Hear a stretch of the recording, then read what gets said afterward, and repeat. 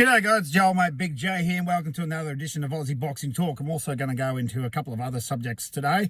I'm going to go on a bit of a rant because I'm a little bit pissed off. So get ready. So first things first, the Australian boxing team over the Olympics in Paris. Now, as I said, I always called for a boycott after that bullshit blasphemous ceremony where there's fat bloody bunch of trannies and some fat Sheila and some Papa Smurf looking fucking wanker. So, as I said, the Australian team should have packed up and pissed off and come home. And for the boxers, it probably would have been better if they did, because they're all losing. And they're not just losing, they're getting their asses handed to them. So overnight, we had a couple of fights. Let me just bring it up here. Overnight, we had a couple of fights. A couple of things went on, and nothing awesome to report, I'm afraid. So overnight, when the Williams Bantam, we had Tiara Ekagray, I can't pronounce your name, sorry. She lost 5-0 to a Turkish fighter called Hatrish Habesh. No, Akbas, apologies. So she's out. She's on a plane back home.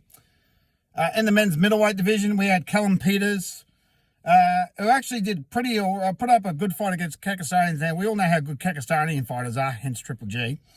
Novak Oralbe, and it was 3-2, so a pretty close fight, but still a loss. And also,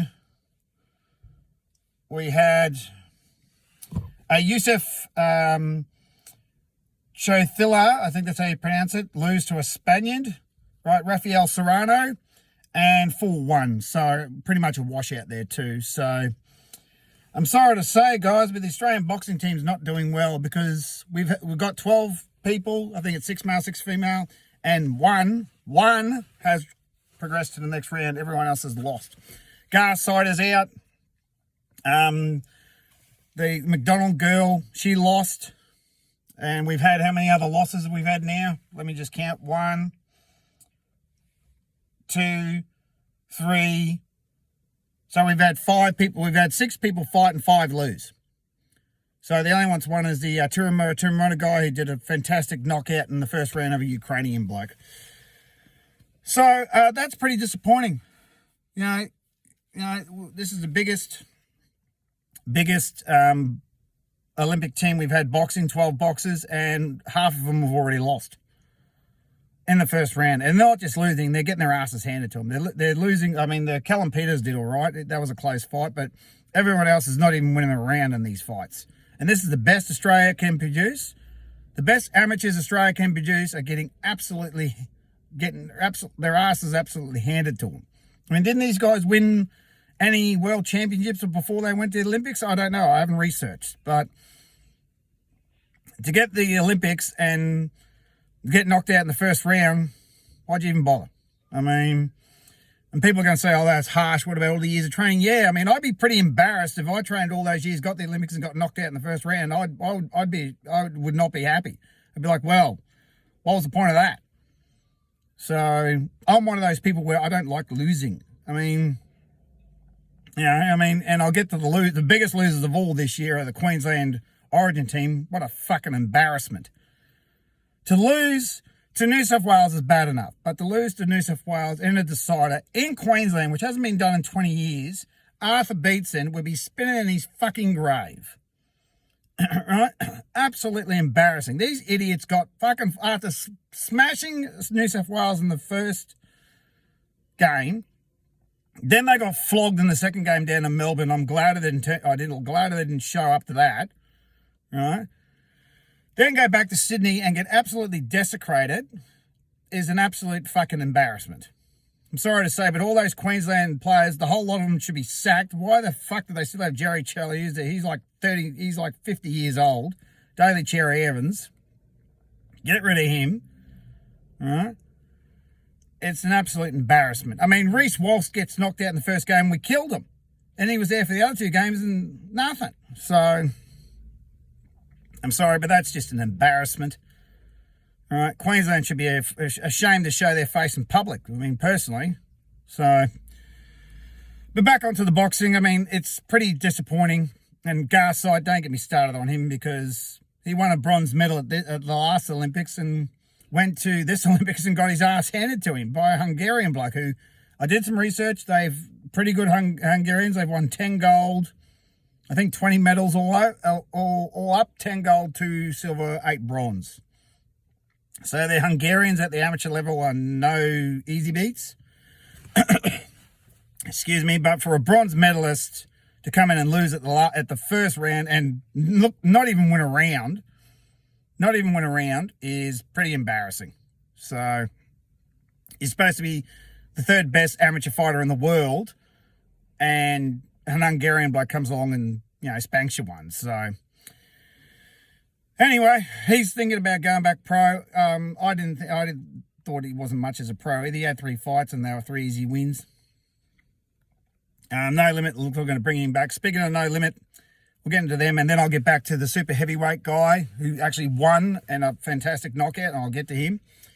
No Limit. So first of all, Mick Zarafa came out the other day and said that he's got a 3-fight deal with No Limit. George Rose was interviewed yesterday about that, and he said there's no 3-fight deal. So one of them's lying, or none of them have any idea what's going on. So I think they need to sort that out, because I've never seen George Rose and dodge a question before. And because George will just give you the answer straight away. I mean, I've interviewed him, he'll just say yes or no. But the first time I've ever seen him stumble over his words. So I don't know what's going on with No Limit, what's going on there, but I think they need to sort it out. So, but to their card, Nikita Tszyu versus Kama Mazudia is a strong card. Right? It's not the strongest card. It's not the best card they've done, but I give it a solid B+. Excuse me. Now, Nikita versus Kama Mazudia. It's for the vacant WBO Intercontinental title and the IBF Australasian Super Welterweight titles, which will give you a bottom 15, 15 to 10 ranking with those organisations. So maybe Nikita's dropped his Aussie title because he did win it. He defended it once, so maybe he's dropped it.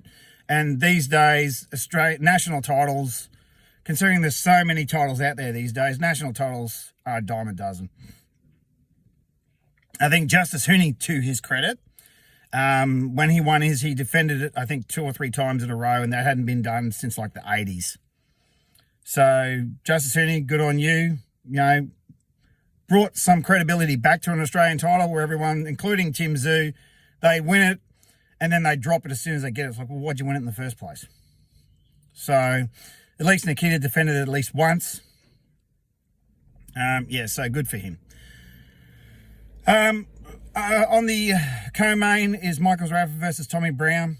Michael Zarafa was obviously using this as a first step to get to Nikita Tszyu.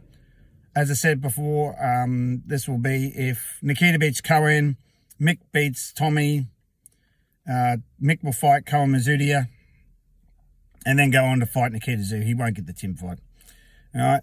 Now, Connor Wallace is fighting Jerome Papilier. I hope I've got that name right, for the IBF light heavyweight IBF eliminator, and I believe that will be the fight of the night. Now, where that came from, I don't know, because I thought Connor Wallace was with Mick Francis at Tasman Fighters. So has he left Tasman Fighters to join No Limit? Seems that way. So that's interesting. The problem with No Limit is that they have no world champions. If you look at all the world champions at the moment, and there are 4 of them, right? So Jaya Pattaya, Tasman Fighters. Liam Paro, Ace Boxing. Shanika Johnson, Lou DiBella. Sky Nicholson, Eddie Hearn. No Limit's got nothing. Besides Tim, No Limit has no world champions. And every time a No Limit fighter steps up to the plate in a world title fight, they get beat, and beat badly. Mick Mick Zarafa got knocked out. Liam Wilson lost twice. The young fella, the Russian bloke, the Russian kid that lives in New Zealand, I can't remember his name. But if he fought the champion, he probably would have got knocked out. So, excuse me, actually, that's a good idea. If Tim moves up, he can... excuse me. If Tim moves up, he can... he could fight that... Malachek, I can't remember his name, the young Russian kid. That would be a very interesting fight. And then on back onto the card, Jasmine Parr is going to fight Amber Amelia, which I think that's just another fight for Jasmine Parr to get another win. I think she'll deal with Amber Amelia quite easily, to be honest with you, quite easily. So the No Limit card. Is it worth $70? Oh, God, no. But don't go blaming No Limit because the main event set that price. So people say, oh, No Limit are ripping people off. No, they're not. Main event is. Main event set the price. No Limits, I don't think, has much of a say. So the broadcaster decides what the price is, not the provider of the content. So back on to the young fella, Turumura, who knocked out the Ukrainian bloke in a round at the Olympics. And amateur boxings don't have much knockouts for starters, but to have a knockout of that fashion in the Olympics, holy shit. That is a fantastic achievement. All right. Forget the rest of the Australian squad who are just dropping off like flies. This guy looks like he's got real potential to get himself, if not the gold, at least the medal. Now, I'll believe it when I see it. But mind you, this guy just knocked out a Ukrainian. And we all know how good Ukrainian boxers are at the world and amateur level. Lomachenko is the best amateur in history, asterisk Carissa Shields. Usyk is a two-time undisputed world champion at cruiserweight and heavyweight, and I'm pretty sure he was a pretty good amateur. So the Ukrainians have a very strong boxing background, and old mate just come up and knocked their bloke out inside a round. So how bloody good is that? But I hope he gets the gold, but I'll believe it when I see it. Because everyone was talking about Garside the same in Tokyo. Oh, he's going to win the gold yet? No. Everyone was saying Justice Hooney was going to win the gold. He didn't even go. So I'm praying that this bloke does get the gold because Australia has got nothing going on in the heavyweight division. Never have and probably never will. All right. I mean, if you look at the history, I'll go back to the Olympics. If you look at the history for Olympians, there are three men who have won medals at the Olympics for boxing, if I'm correct. The first was a gentleman called Reginald Snowy Baker, right? I believe won a silver medal in the middleweight division in boxing in the 1908 London Games. I think he was also a diver and a swimmer as well. All right. Then you had Graham Cheney, I believe that was his name, who won a silver medal. I think it was middleweight again. I could be wrong, but silver medal for the Seoul Olympics in 1988. And then, of course, Harry Garside won his bronze last year. Sorry, not last year, in Tokyo in 2021. Right, so if this Turamawina bloke gets up, that'll be the story of the Olympics, because swimmers win gold like they're going out of fashion. The Australian team doesn't win a gold, there's something wrong, right? Now, actually, the best thing about the Olympics I've seen so far, and I'm boycotting it, so I'm not watching it. I refuse, bar the boxing, I'm not even watching it live. I watch it on tape. The best thing about the Olympics so far is that diver who completely stuffed it up and landed on his back. How good was that? I mean, he basically did what we call back where I grew up a Barani, is where you do a flip and you land on your back. So 10 out of 10 for that. That deserves a 10. They shouldn't have gave him a 0. That is a 10. Because I saw another clip on X yesterday where a bloke getting a 10, a perfect 10. Was like, it was from the 10-meter dive. It looked at the president like, that's boring. The bloke stuffing it up, doing a Barani, landing on his back, that is a 10. And I guarantee more people are going to be talking about that bloke fucking up that dive, doing a Barani, landing on his back, than old mate who can get a perfect 10. Who gives a shit about a perfect 10? We want to see someone fuck it up. That's, That's what you want to see. I mean, well, at the end of the day, at least he had a go. He completely fucked it, he embarrassed himself, but it was funny. I mean, it was completely funny because I like that sort of stuff when,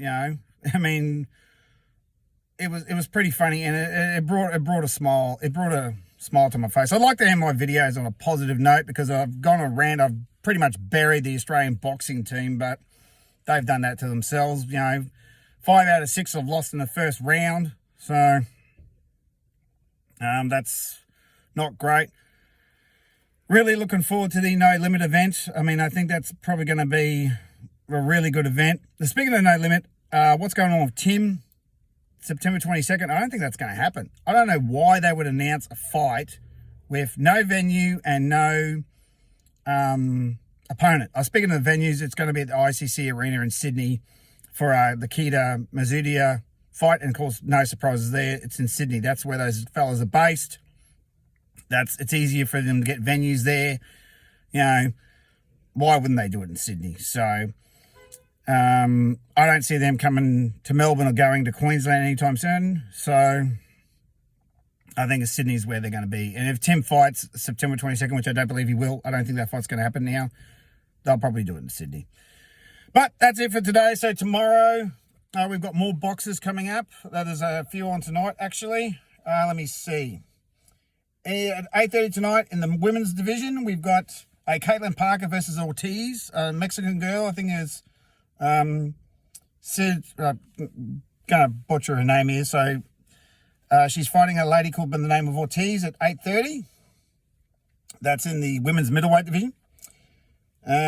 We've got in the featherweight, we've got a Charlie Senior taking on a Belgian fighter by the name of Lassi Justoro at quarter to midnight tonight.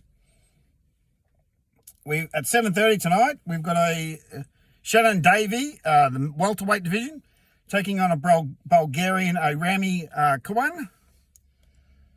And I think that's it. So we've got 3 fights tonight. Hopefully one of them gets up, because if not, that's like 7 people losing, 1 guy getting through. So that's not exactly great. I know people would say, but they got to the Olympics. It's like, well, what's the point of getting to the Olympics and losing in the first round? That's not a good thing. So you dedicate all those years of time and training to only bow out in the first round. I mean, if that was me, I'd be pretty disappointed. I'd be actually embarrassed to be like, well, what was the point of that? But anyway, have a great day. I'm going to go have myself some breakfast. Your old mate Big J, and we'll see you again tomorrow.